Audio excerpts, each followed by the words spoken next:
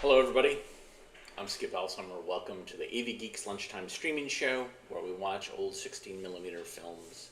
And that was some raw footage shot by someone who donated a bunch of their student footage to me.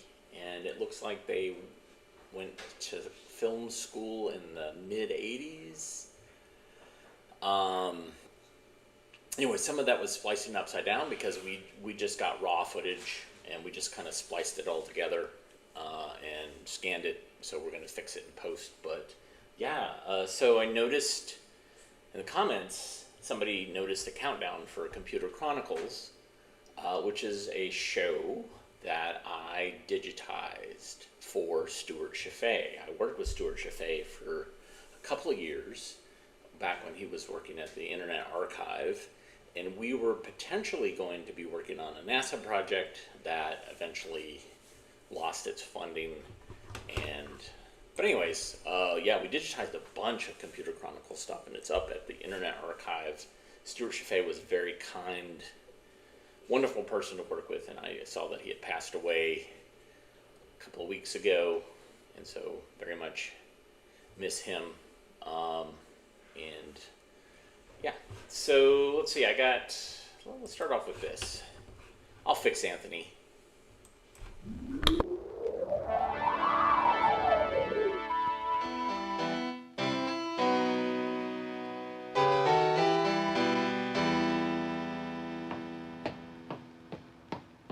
No! I'm gonna clobber you!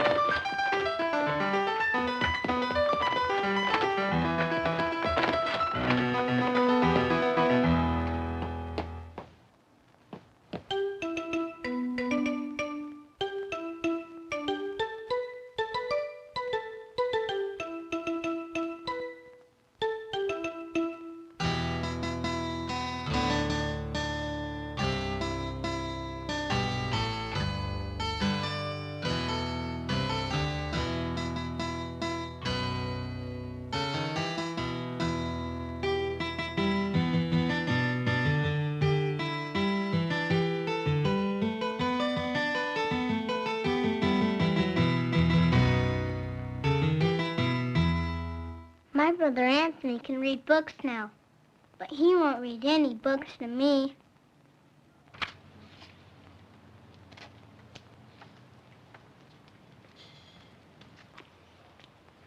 Will you please read me a book? Go away, pest. He plays checkers with Bruce from his school.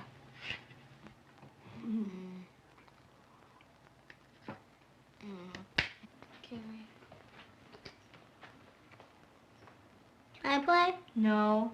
You're too small to play. No, I'm not.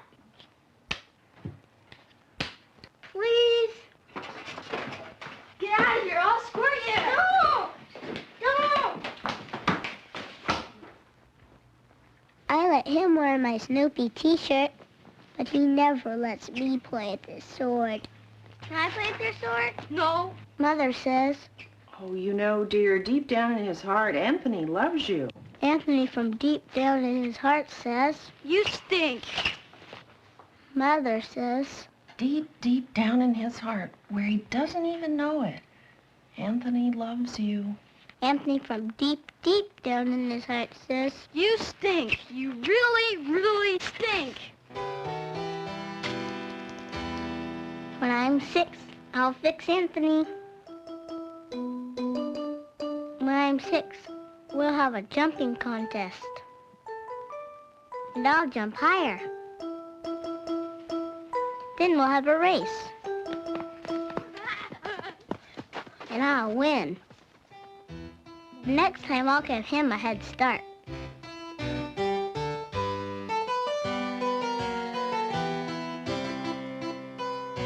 And I'll still win. When I'm 6, I'll be able to float. No! But Anthony will sink.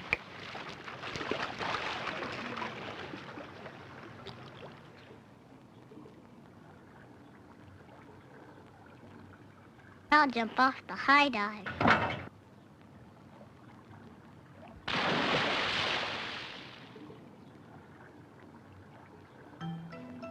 But Anthony will be afraid to go off the low board.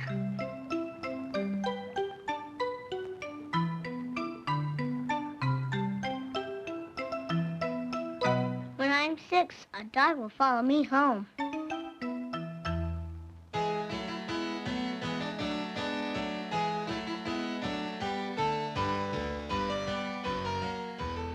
And he'll let me pet him. And he'll bow for me. And he'll shake hands with me. If Anthony tries to pet him... Nice doggy. Nice doggy. He'll bark at him. When I'm 6, Anthony will have the German measles. And my father will take me to a baseball game.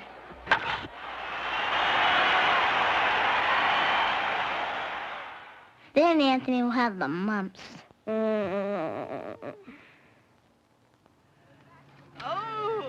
what a big boy. And my mother will take me to the park. Whoa, wee. And then Anthony will have a virus.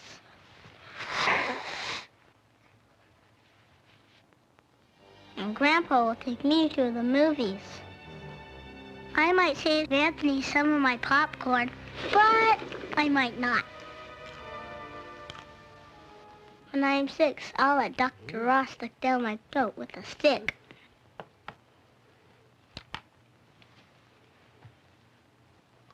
If he has to give me a shot, I won't even holler.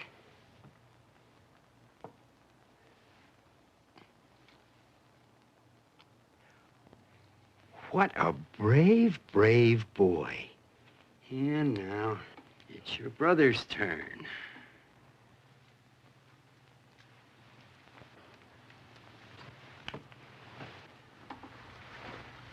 But Anthony won't be brave. Now, come on, now be brave like your brother was. way! Stop it. Now stop. Anthony! Anthony! When I'm 6, I'll read the newspapers. Who are you voting for, Anthony? Voting? Anthony, I really don't think you know what's going on in the world. But Anthony will still be reading his ABCs. P-O... When I'm 6, I'll add 4 and 7 and 10 and 3 inside my head. But Anthony will just add 1 and 1 and 2, and he'll have to use his fingers. Where is it, 2? 1 and 1. When I'm 6, I'll stand on my head. And my legs will hardly wobble at all. But Anthony's legs will wobble a lot. If someone tickles me, I'll keep standing on my head. Goochie, goochie, goo, I'm gonna get you.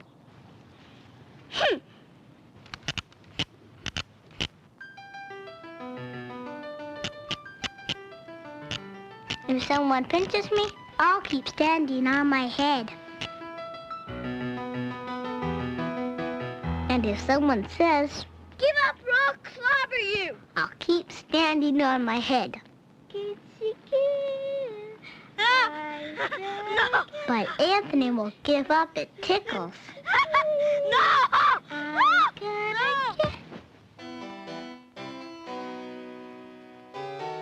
When I'm 6, I'll be able to tell time. 10:48 a.m. But Anthony will be all mixed up. 9:30, 12, 10 a.m., p.m. When I'm 6, I'll be able to find my way around my street and my city and my country and the whole world. But Anthony will be all mixed up. If he ever gets lost, I guess I'll have to go and find him. This way home, Anthony.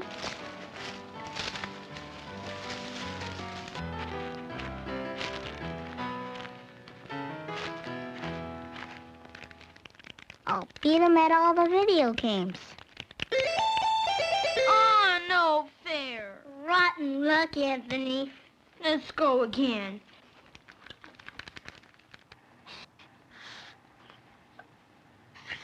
I'll win all the tic-tac-toes if I'm X.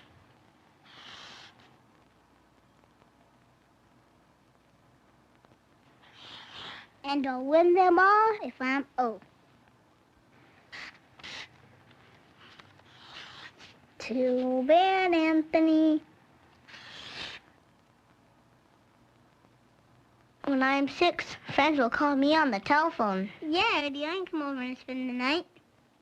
Okay, I'll get my stuff. Bye.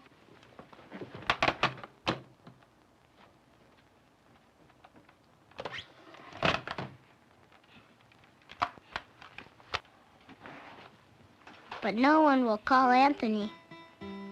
See you later, Anthony. Yeah, see you later.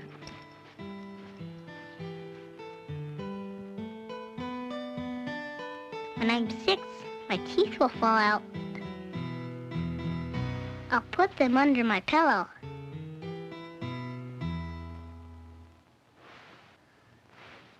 And the tooth fairy will take them away and leave 2 quarters. But Anthony's teeth won't fall out.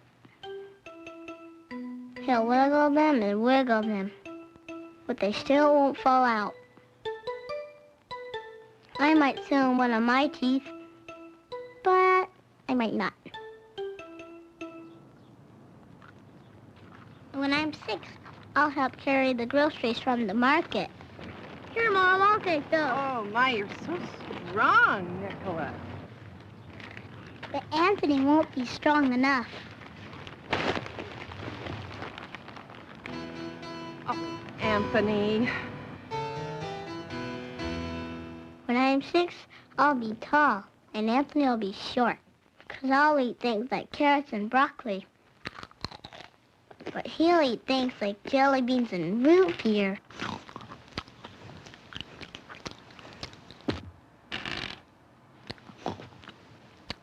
I'll be so tall, I'll put his red sneakers on the top shelf. Get my sneakers down. Say please first. And if he doesn't say please, he can't have his sneakers for 100 years. Get out of here. My friends are coming over. Get out. No, you stink. I gotta run now. I'm gonna clobber you. But I won't have to run when I'm 6. Just wait. I'm gonna get you. When I'm 6, I'll fix Anthony.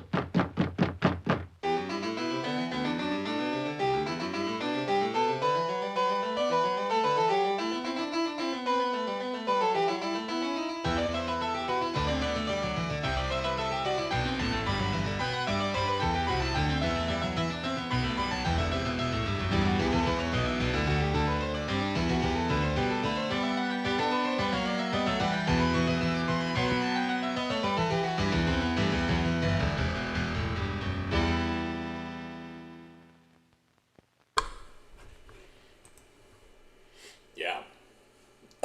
A revenge tale. That's pretty great. All right. So I have a film on the scanner. Let's give that a shot. And let's see if it works. Enjoy.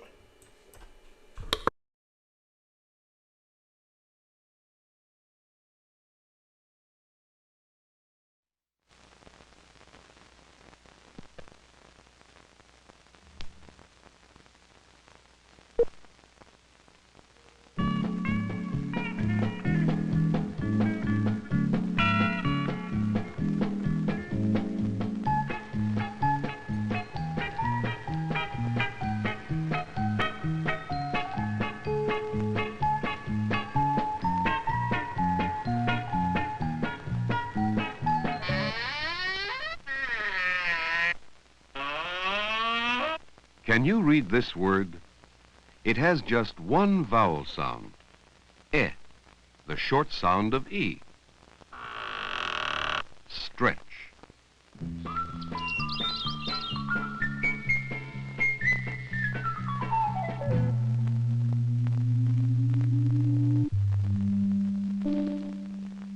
Now, this word has 3 vowel sounds.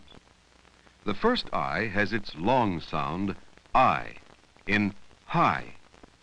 The second I has its short sound, I, in bis.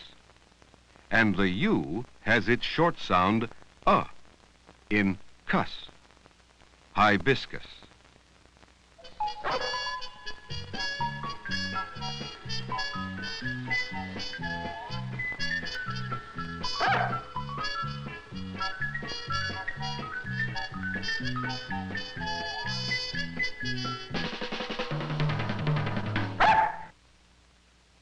Can you read this word? Behave. It has 3 single vowel letters in it. The first E has its long sound, E, in B. The A has its long sound, A, in have. And the final E is silent. Let's try to put all the rules about long vowel sounds and short vowel sounds together and see if we can make them into one big rule.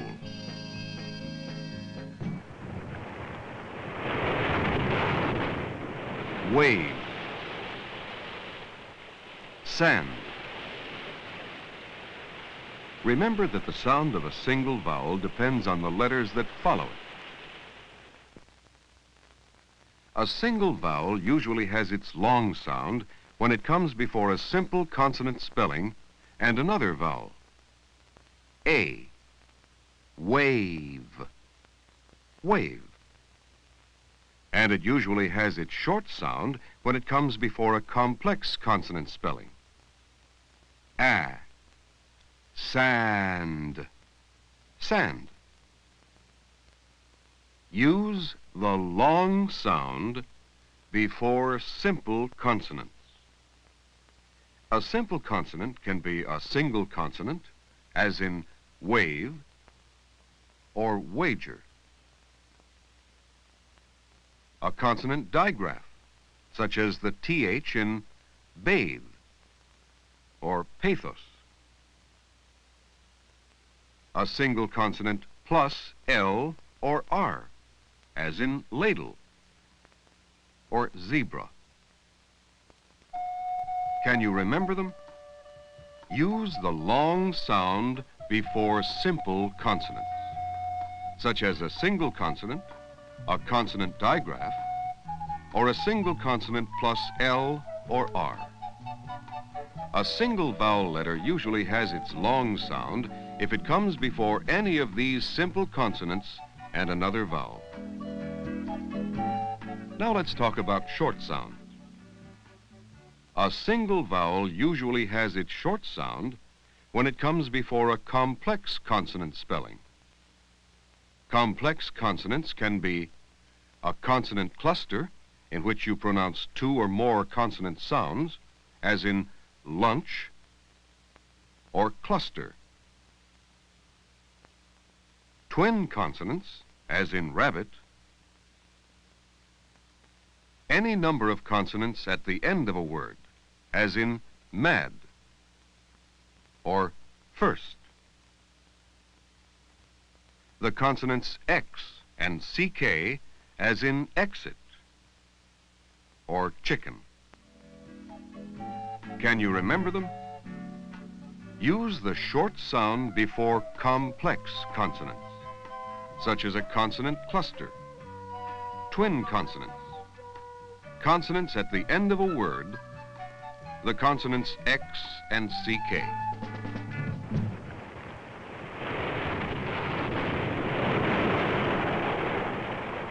Now, let's put it all together.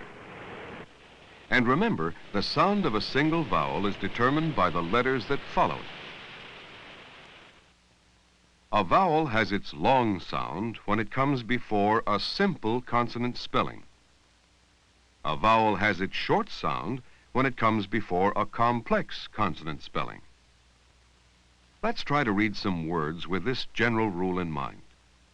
See if you can say these words before I tell you what they are. Simple consonants can be a single consonant, such as the D in wide, or the T in item.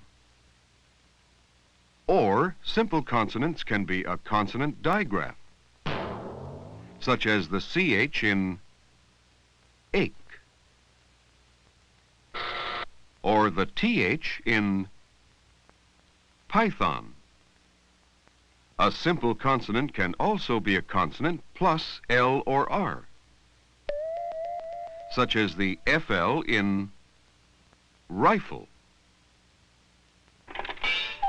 or the TR in nitrate.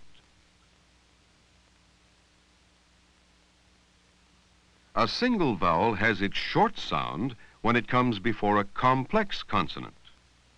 A complex consonant spelling can be a consonant cluster in which we pronounce two or more consonant sounds, such as the TCH in patch, or the SP in aspen.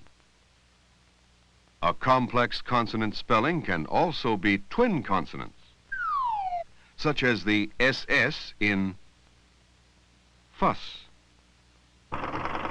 or the TT in button. A complex consonant spelling can also be any number of consonants at the end of a word, such as the T in pet,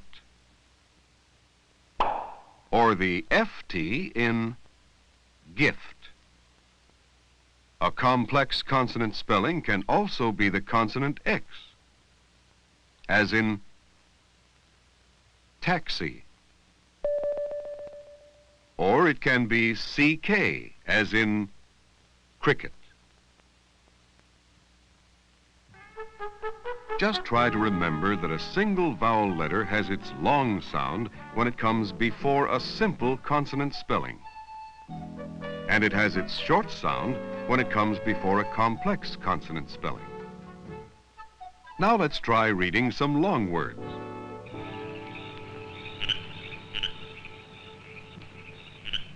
Centipede.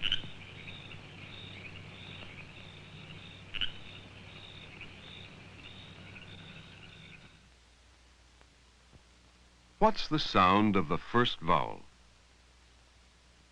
It's E, the short sound of E. Scent. Why? Because it's followed by a complex consonant spelling, NT. Centipede. The last part of the word sounds like peed. Do you hear the long sound of E? Why does E have its long sound? Because it's followed by a simple consonant spelling and another vowel. In this case, a final E. Centipede. But now what happens to the I in the middle of this word? Should we call it centipede? That doesn't sound right. Notice we say the first and last vowels louder. We give them more stress than the middle one. Centipede. Vowels in words are either stressed or unstressed. A vowel that is unstressed always has the sound. It's just like the short sound of U, and it has that sound no matter what vowel letter is used to spell it. So instead of saying centipede, we say centipede. Let's try another long word. If you pronounced each vowel sound, you'd say a-ban-done. But in this word, we only stress the middle vowel. We say abandon. The first and last vowels are unstressed, so each has the sound. Abandon. Now let's see if you can pronounce some words.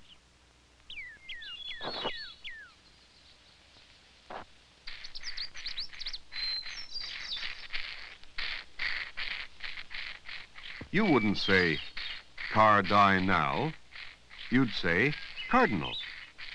The last two vowels are unstressed, so they each have the sound. Cardinal.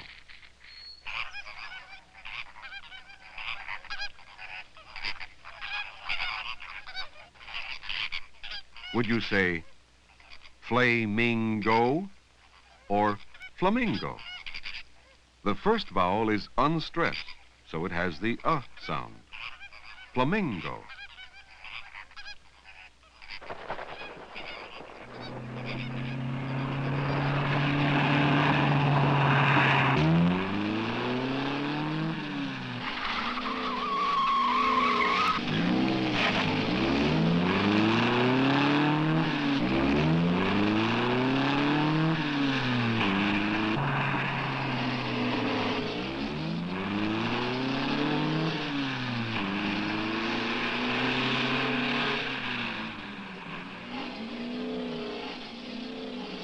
How do you pronounce words like this that you may never have seen before? Words in which a vowel may be unstressed. Well, you just have to try it out, using the rules that you know, and see if it sounds like any word you know. Which sound should E have in the first part of this word? It should have the short sound, eh, because it comes before a complex consonant spelling. Which sound should I have in the last part of the word? It should have the long sound of I, because it's followed by a simple consonant and a final E. Then, is this word pronounced engine? That doesn't sound quite right. Let's try it another way.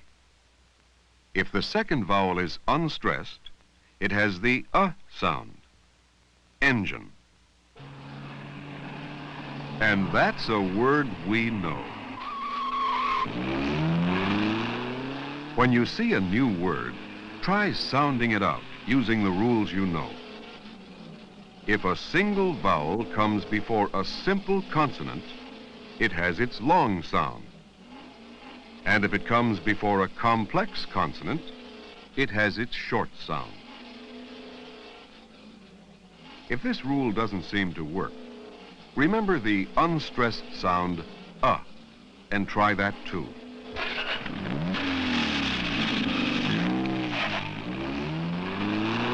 It will help you tune up a lot of long words.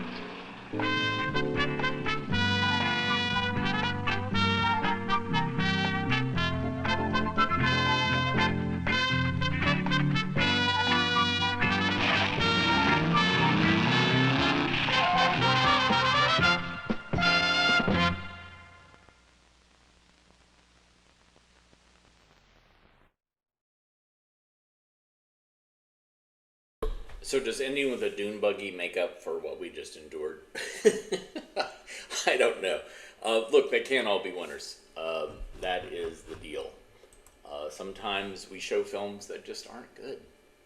And we know why they're not good. And we know why they're incredibly tedious. So there you go. All right, what do we got? What am I looking at? Iceland. Enjoy.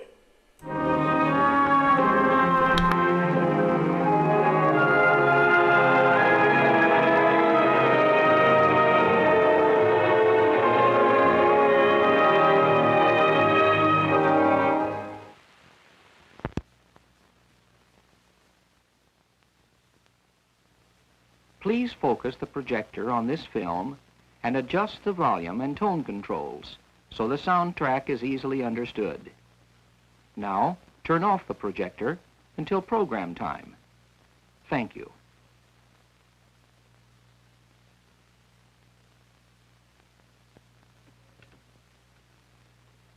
2,600 miles from New York, 1,100 miles from Oslo, Norway, and just south of the Arctic Circle, there is a land of spectacular beauty and intriguing contrasts.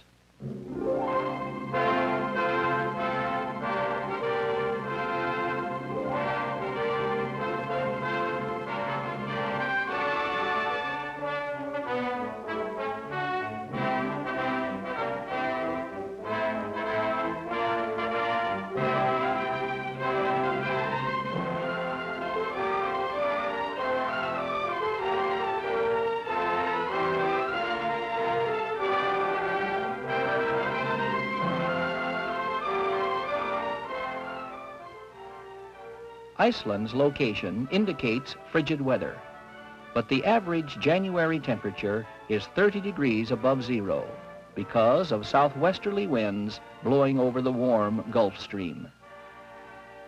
Although the country is small, it has much to interest visitors. Iceland's history began in the early 800s when pagan Norsemen arrived and drove out the Irish monks who had preceded them. One of these visitors saw ice floes in a northern fjord and named the country Iceland. The Vikings brought with them sturdy horses with small, muscular bodies. No others have been imported, so the purebred stock is a pleasure to ride and race today.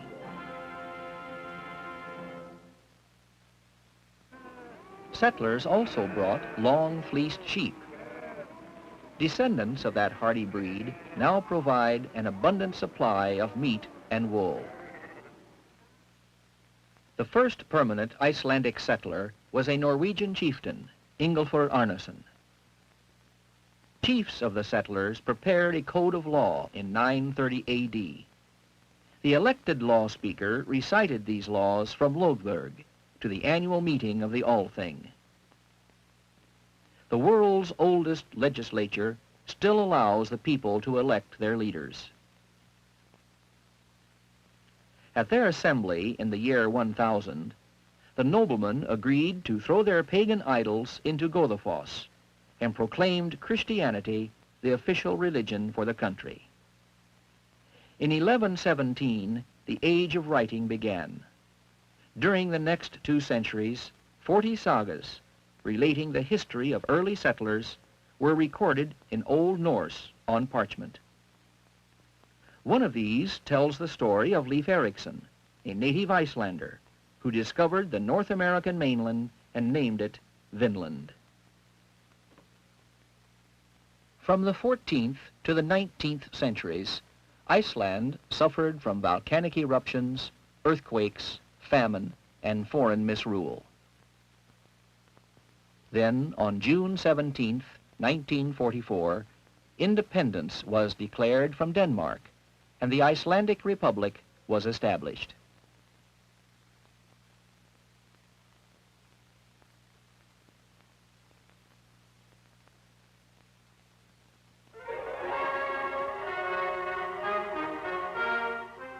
Geologically, the country is one of the youngest land masses on the globe.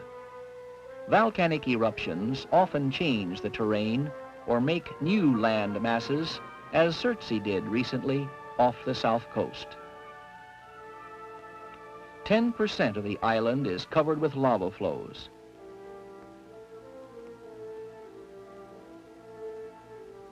These hexagonal columns are characteristic of basaltic formations. Eventually, lichens cover the barren lava, and the process of making soil begins. Mosses then obtain a foothold, and in time are replaced by advanced vegetation. Birch forests were common when the colonists came, but they used the trees for building and fuel. Now, a reforestation program makes it possible for everyone to enjoy the woodlands and wildflowers.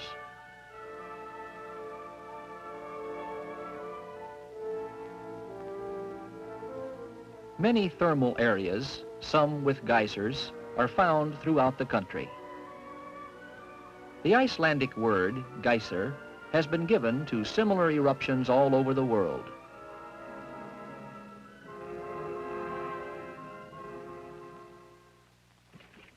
Bubbling mud pools in sulfurous areas indicate young volcanic activity.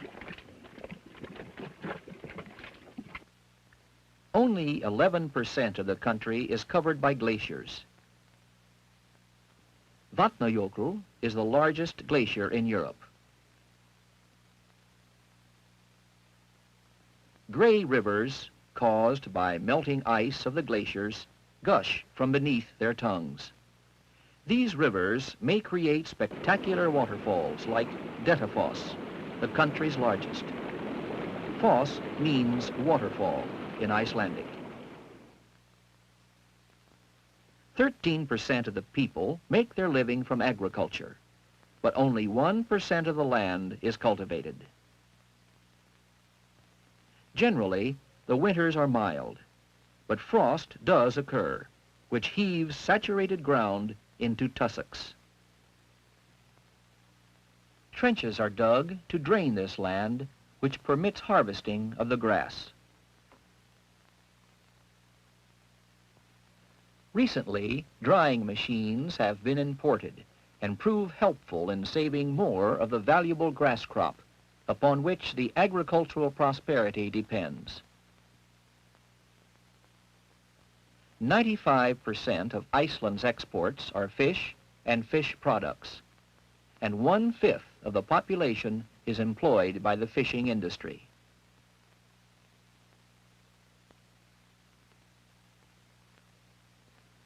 Icelandic herring is known as the finest and most nutritious in the world. Only the best quality is salted and packed, and the remainder is made into fish meal and oil.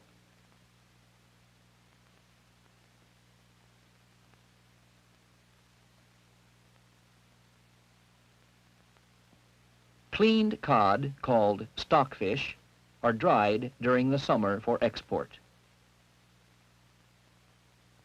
At this time, too, the whale, the world's largest mammal, is hunted. Millions of years ago, they roamed the earth on 4 legs, but when they took to the sea, their bodies became streamlined. This warm-blooded mammal has lungs and breathes as man, and can hear keenly for about a mile. The finback is the most common species in these waters. They are brought to a coastal station for processing. Choice steaks are used for table meat. Oil is exported to other countries of Europe and used in margarine. The remainder is made into cattle food and fertilizer. An average size whale is worth about $3,000. Many workers are employed in other industries. Some make candy, gum, and cookies to satisfy their sweet tooth. Carpet manufacturers use domestic wool to make high-quality carpeting.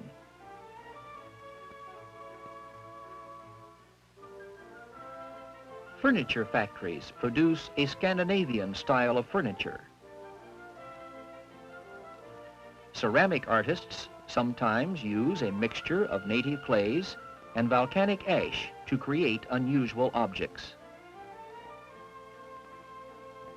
Much of the machinery, raw materials, food, and other essentials are imported by the 4,000 ships visiting the ports each year.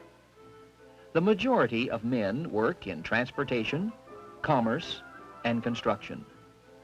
About half of the population of 200,000 live in the capital, Reykjavik. Reykjavik means smoky bay. The smoke, actually steam, comes from hot springs. Most of the buildings are heated by this natural hot water, pumped through insulated pipes to these storage tanks. The modern hotels, apartments, and homes are built of reinforced concrete to prevent damage from occasional slight earthquakes.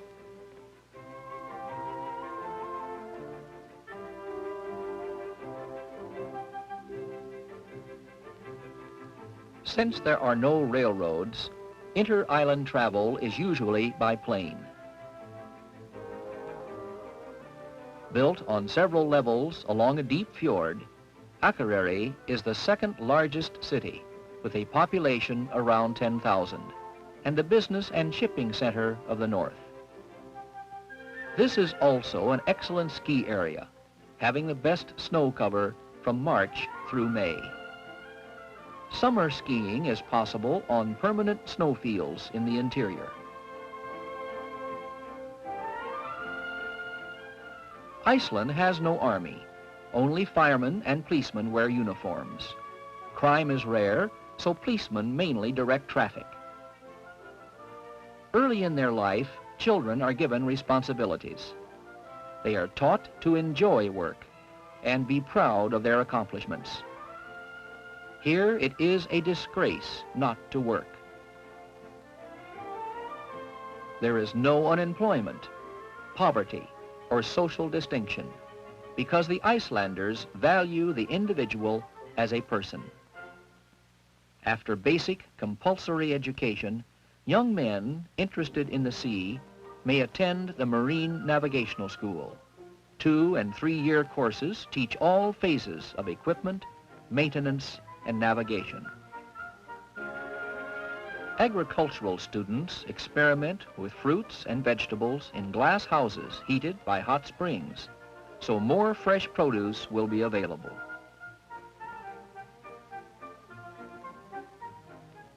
At the University of Iceland, 6 courses are offered free to qualified students. Girls can enroll in one of the many homemaking schools, where everything from biochemistry to purchasing is studied.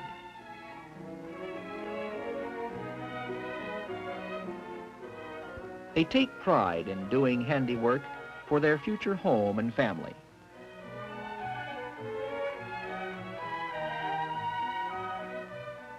The women seldom have domestic help, so every housewife must know how to cook and care for her home. When available, whale steaks are inexpensive. The taste is difficult to describe because it does not resemble fish or meat.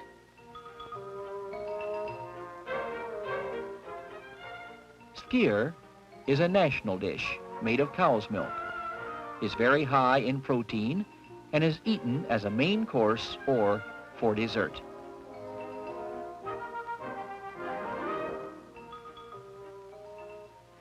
The average family has 3 children. The mother is rarely employed away from the home, as her family is her main responsibility. The father makes all the major decisions and pays all the expenses. Although they love their families and home, the men seldom show their emotions. Because wages are low and the cost of living is high, the government assists in several ways. Working mothers may leave their children in day nurseries for about $5 a week. Small government grants are made to parents for each child under 16. Towns offer garden plots with supervision to children who agree to work in them at least 2 hours each day. Children are required by law to learn to swim. The pools utilize natural hot water, so it is a pleasure to swim any time of the year. Children are exposed to cultural activities at an early age. They visit the studio of Asmundur Svensson, who uses various materials in his sculptures.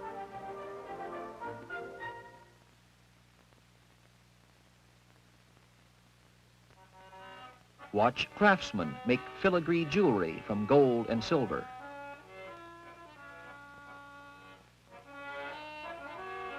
Or they can observe the ancient form of wrestling, glima, in which contestants toss each other by lifting and twisting.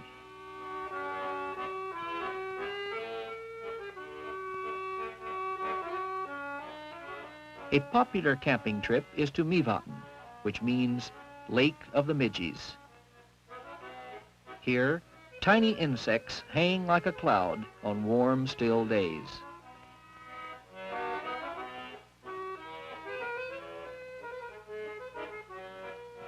Some 230 species of birds have been observed here and are protected by law. Barrow's golden-eye duck is found nowhere else in Europe. The kittiwake, a seabird, nests on ledges of remote cliffs. The European oyster catcher is very colorful, but her chick is unnoticed among the rocks.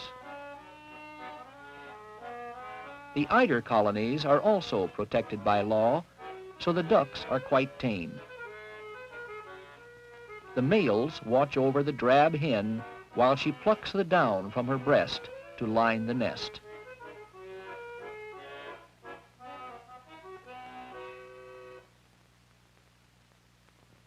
After the chicks leave the nest, the down is gathered by the farmers and made into warm comforters.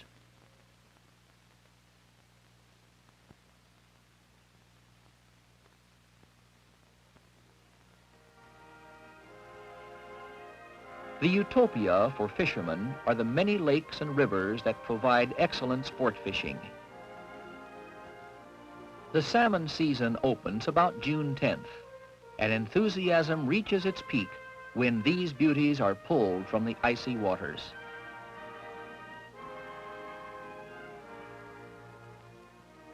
Whatever your natural interests may be, Iceland can fulfill them. Those who share an appreciation of natural beauty are always welcome to enjoy Iceland's spectacular and moving manifestations and discover for themselves that this is truly a nice land and not an Iceland.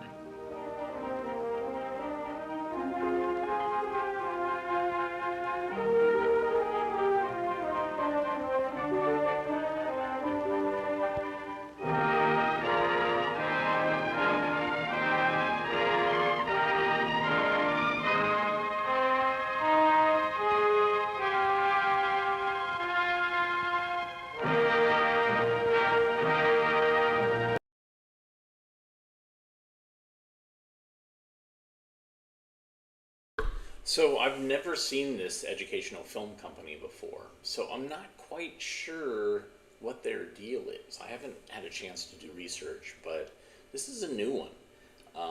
That's not one of our traditional Coronet, Encyclopedia Britannica, Bailey, even LaRoche and Associates.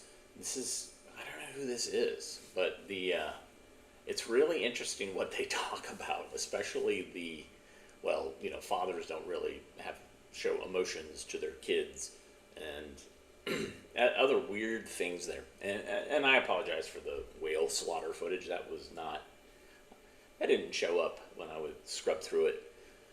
But yeah, so I had an opportunity to go to Iceland, all expenses paid, to do a home movie day, to do a first home movie day in Iceland. And I was invited by someone who was an archivist there, and it was going to be in Reykjavik, of course. They had gotten a grant, so they were going to get plane tickets, and I was going to have a place to stay. It was going to be awesome. And then COVID happened, and then that all went away. It made me very, very sad. And since then, they've had home movie days, and that grant money was spent on something else. So I was bummed because because I do this thing called Home Movie Day Bingo, where we watch home movies, and then there's items on this card that you could, if you see that on the screen, then you mark it on your card. And so they had translated Home Movie Day into Icelandic, and I was so excited. I was like, man, this is going to be so awesome. But alas, it did not happen. I was also supposed to go to Italy that year, and that also did not happen. So, thanks, COVID. Anyways, thanks for watching today. I appreciate your eyeballs. We're going to end probably a little bit early today, even though I started later. I started earlier. So, but everybody have a great rest of your day.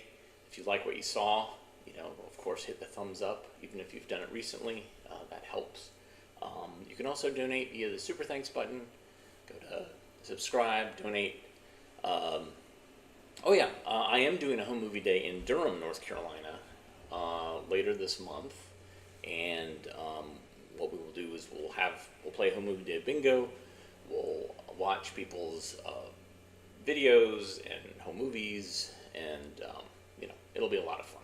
So I can't remember what day that is, but I will tell you more as we get closer for those of you who live in the North Carolina Triangle area. Anyhow, we'll see you tomorrow. Everybody take care. Enjoy the rest of your day.